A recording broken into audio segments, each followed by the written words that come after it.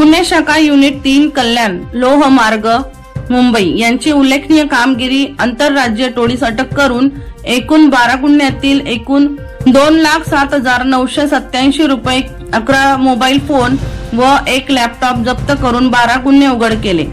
आंतरराज्यातील गुन्हेगार टोळी रेल्वे हद्दीत गुन्हे करण्यासाठी आली असून ती बदलापूर डोंबिवली टिटवाळा दरम्यान रेल्वे मेल लोकल मध्ये चोऱ्या करीत असल्याबाबत रेल्वे गुन्हे शाखेचे वरिष्ठ पोलीस निरीक्षक अर्शुद्दीन शेख व डोंबिवली रेल्वे पोलीस ठाण्याचे वरिष्ठ पोलीस निरीक्षक किरण उंद्रे यांना खात्रीशीर माहिती प्राप्त झाली।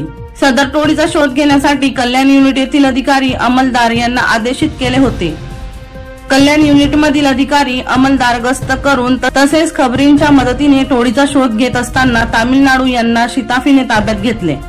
त्यांच्या कब्जात मिळून आलेला मोबाईल फोन पैकी एक मोबाईल फोन हा कल्याण रेल्वे पोलीस ठाणे गुन्हे रजिस्टर नंबर 800/2024 कलम 379 भादविक मधील असल्याने निष्पन्न झाल्याने यांना नमूद गुन्ह्यात अटक केली।